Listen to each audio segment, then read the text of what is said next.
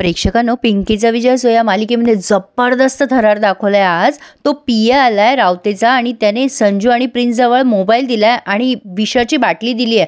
ते या दोघांना म्हणतात 10 मिनिटात लवकर काम करा. आणि हे प्रिन्स आणि संजू डॉल्बीला उठवायला लागतात. डॉल्बी झोपलेला असतो. आधी ते शिट्ट्या मारून उठवतात. मग म्हणतात, ए डॉल्बी डॉल्बी, तुझ्या बापूसाहेबांनी तुला गिफ्ट पाठवलंय.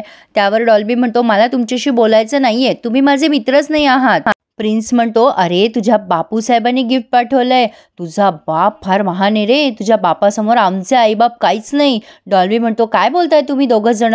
त्यावरती संजू म्हणतो, आमचा जीव वाचवण्यासाठी आमचे आईबाप वाटेल ते करतायत, पण तुझा बाप तर तुझा गेम वाजवणार आहे डॉल्ब्या. डॉल्बी म्हणतो, हे काय बोलताय तुम्ही, जे बोलायचं ते नीट बोला. त्यावर प्रिन्स म्हणतो, तुझा बळी दिलाय तुझ्या बापाने. तुझ्या बापाने कॅबिनेट मंत्री पदासाठी तुझा बळी दिलाय, खुर्चीसाठी बळी दिलाय. एकदा का त्यांना कॅबिनेट मंत्रीपद मिळालं की त्यांना तुझ्याशी काही घेणं देणं नाही. डॉल्बी म्हणतो, नाही नाही, खोटं आहे हे समज, माझ्या बापूसाहेबांचा लय जीव आहे माझ्यावर, ते असं करूच शकत नाही. आता प्रिन्स म्हणतो, हो का, बघ बघ तूच बघ तुझ्या बापूसाहेबांचा किती जीव आहे ते माझ्यावर.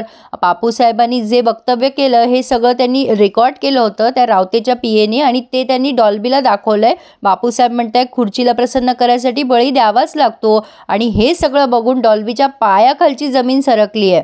इकडे पिंकी देवाला प्रार्थना करत असते की देवा, त्या गरीब मुलीला न्याय नाही करे मिळवून देणार तू. आता तिचीही हाक देवाने ऐकली असं काहीतरी वाटतंय. चंद्रिते आलाय आणि रूपाला शुद्ध आली असं सांगताय. लगेच पिंकी देवाला नमस्कार करते आणि रूपाकडे पळत जाते तिच्या खोलीमध्ये. डॉल्बी ते सगळं बघून खूपच म्हणजे काय सांगता येईल, त्याला विश्वासच बसत नाही की आपले वडील असे असू शकतात. आता डॉल्बी रडायला लागलाय. लगेच संजू म्हणतो, ए रडतो कशाला डॉल्ब्या. प्रिन्स म्हणतो, तुझा बाप पण ना लई ग्रेट आहे डॉल्ब्या. आता लगेच हा संजू म्हणतो, दे दे त्याचं गिफ्ट त्याला दे. आता हा प्रिन्स त्याला गिफ्ट म्हणून विषाची बाटली देतोय. ते बघून डॉल्बी घाबरलाय. डॉल्बी जोरात ओरडतो, विष. त्यावरती प्रिन्स म्हणतो, अरे डॉल्ब्या, कोर्टात नाचक्की होण्यापेक्षा तू आत्ताच मर. नाही, असंही जगून तू काय करणार आहेस, आम्ही दोघं तर सुटणारच आहे या केसमधून. तुझ्या बापाने तर बळीच दिलाय तुझा, तू अडकणारच आहेस.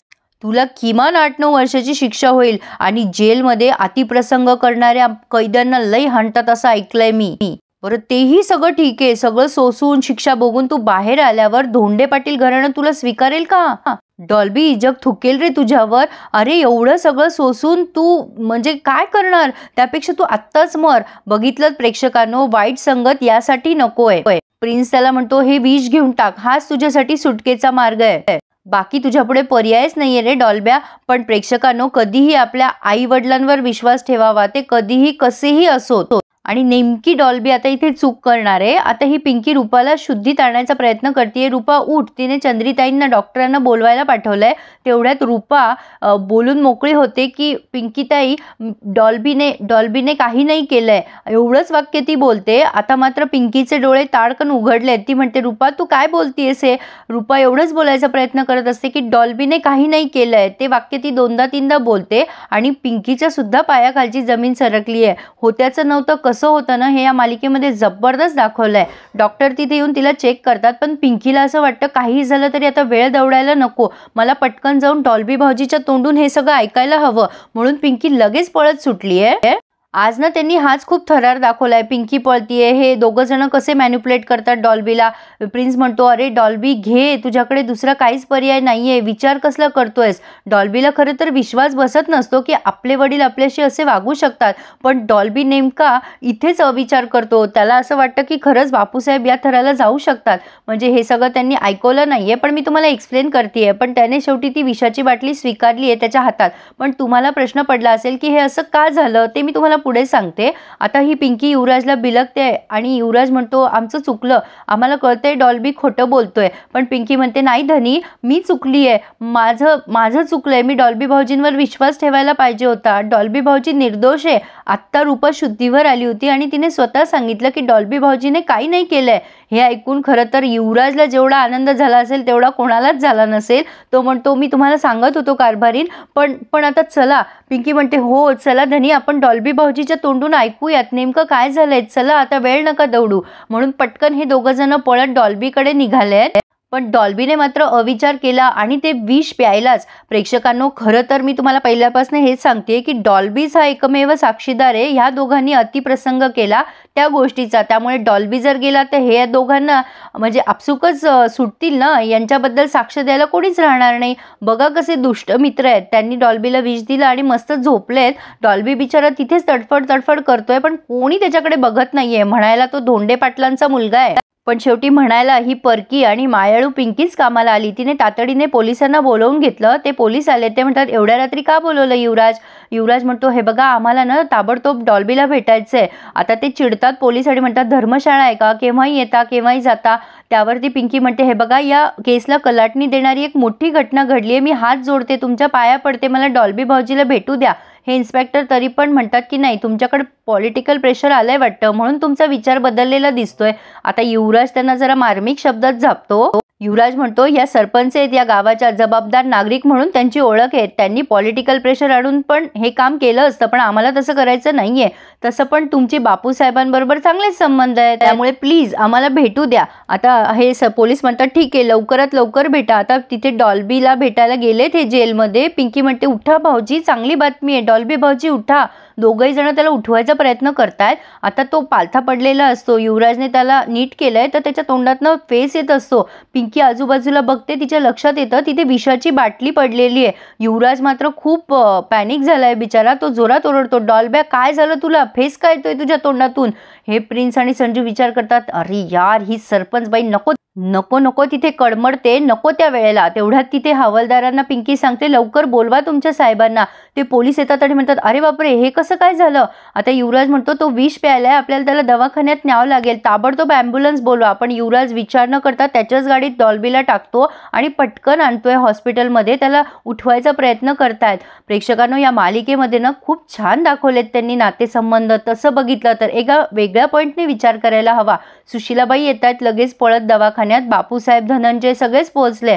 आता युवराज सांगतो, आईसाहेब, डॉल्ब्या विष प्यायलाय. बापूसाहेब डोक्याला हात मारून घेतात. सुशीलाबाई मोठ्याने रडायला लागतात, पण पिंकी आधी पाया पडते त्यांच्या आणि माफी मागायला लागते. सासूबाई, मला माफ करा, मी तुमच्या संस्कारांवर विश्वास ठेवला नाही, खरंच मला माफ करा. मी डॉल्बी भाऊजींवर असा संशय घ्यायला नको होता. तुमच्या संस्कारांवर संशय घेतला, पण आज तुमचे संस्कार जिंकलेच सासूबाई. सुशीलाबाई ओरडतात पिंकीवर, बस झाला तुझा तमाशा. धनंजय म्हणतो, काय डाव चाललाय सरपंचबाई नवीन तुमचा? काय चाललंय तुमचा? कुठला डाव खेळताय? युवराज ओरडतो धनंजयवर, म्हणतो, ओ दाजी, डाव बिव कसला हो? त्या रूपाताई थोड्या वेळासाठी शुद्धीवर आल्या होत्या. दस सुशीलाबाई म्हणतात, काही असो, त्या पोरीचा आणि माझा काही संबंध नाहीये, पण या पोरीमुळे माझं पोरग मरणाच्या दारात गेलंय. आता माफी मागतीये. मला लाज नाही वाटत का ग तुला? माझं समद उद्ध्वस्त केलं आणि आता माफी मागते? माझं आयुष्य बर्बाद केलं तू. पिंकी म्हणते, नाही हो सासूबाई, मी तसं नाही केलंय काही, मला माफ करा. आता युवराज तिला उठवतो आणि म्हणतो, हे बघा, तुम्ही रडू नका, तुम्ही तुमचं कर्तव्य केलंय. सुशीलाबाई म्हणते, हा कर, आणखीन कौतुक कर, डोक्यावर उचलून ठेव तिला. सांगून ठेवते तुला, माझ्या डॉल्ब्याला जर काही झालं ना तर मी सोडणार नाही तुझ्या बायकोला. तेवढ्यात डॉक्टर बाहेर आलेत आणि ते म्हणतात, काही होणार नाही त्यांना, ते शुद्धीवर आलेत. बरं झालं तुम्ही यांना खूप तातडीने इथे आणलं, त्यामुळे त्यांचाच जीव वाचलाय.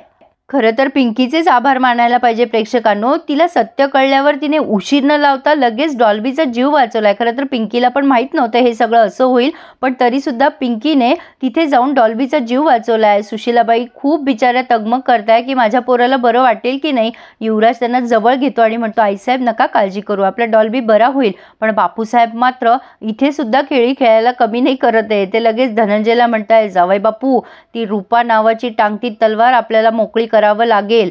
तिला आता या जगात ठेवू नका, म्हणजे तिचा बंदोबस्त करा, असं बापूसाहेबांनी कडक शब्दात धनंजयला सांगितलंय. खरं तर बापूसाहेबांनी रूपाचे आभार मानायला पाहिजे. रूपामुळेच डॉल्बी सुटणार आहे, पण बापूसाहेबांना कॅबिनेट पद दिसतंय ना, रूपामुळे प्रिन्स आणि संजू पण अडकू शकतात. इथे त्यांनी हा रिव्ह्यू पूर्ण केलाय प्रेक्षकांनो. पुढे आपण बघतोय, वकील साहेब काहीही प्रूफ मिळाला नाही म्हणून आता रूपाचं जे जुनं स्टेटमेंट आहे की डॉल्बीने हे सगळं सादर करतात, त्यामुळे आता जज त्यांचा निर्णय देणार. तेवढ्यात तिथे पिंकी हजर होते आणि सांगते की आमचे डॉल्बी भाऊजी निर्दोष आहे, मी पुरावा सोबत घेऊन आली आहे. आता पुरावा काय आहे हा त्यांनी दाखवला नाहीये, पण आपण अंदाज वर्तूया की कदाचित रूपा तिथे प्रत्यक्ष आली असावी, म्हणूनच संजू, प्रिन्स दोघांचेही धाबे दणाणले आहेत. पिंकीने डॉल्बीला या प्रॉब्लेममध्ये टाकलं, पण पिंकीच आता डॉल्बीला ह्या प्रॉब्लेममधून काढेल हे त्यांनी छान दाखवलंय. शेवटी पिंकीने सत्याची साथ सोडली नाही आणि या मालिकेची खासियत म्हणजे कुठलाच इश्यू हे जास्ती ताणत नाही आणि खूप छान प्रकारे डिटेल यांनी हे सगळं दाखवलं प्रेक्षकांनो. सगळ्याच कलाकारांनी उत्तम अभिनय केलाय.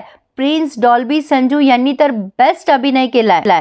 मला तरी कुठेही अतिशयोक्ती जाणवली नाही. खूप छान पद्धतीने त्यांनी प्रेझेंट केलंय. तुम्हाला काय वाटतं, रूपा तिथे प्रत्यक्ष आली असेल की रूपाचं रेकॉर्डिंग वगैरे आणलं असेल पिंकीने? हे सगळं बघणं जरा खूप आपली उत्सुकता त्यांनी ताणली असं म्हणायला हरकत नाहीये. पण या सगळ्या प्रकारामुळे पिंकी आणि सुशीलाबाईचे संबंध सुधारावेत आता तरी, अशी आपण सदिच्छा देऊयात पिंकीला आणि बघूयात पुढे काय काय होतंय ते. तुमच्या कमेंट मला आवर्जून करा आणि रिव्ह्यू आवडल्यास प्लीज लाईक करायला विसरू नका. खरं तर मला ही मालिका खूप आवडते प्रेक्षकांनो. प्लीज तुमच्या कमेंट नक्की करा आणि चॅनलला सबस्क्राईब करायला विसरू नका. धन्यवाद.